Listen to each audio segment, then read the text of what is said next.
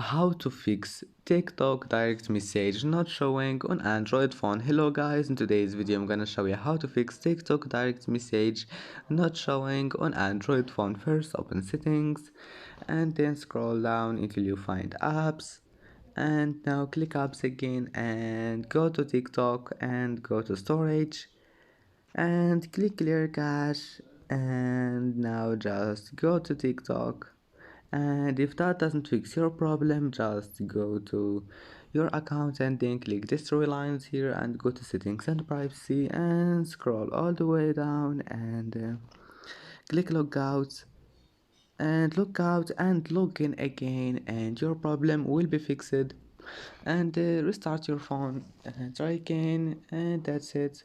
Don't forget like and subscribe, and thank you for watching this video until the end, and see you in the next video.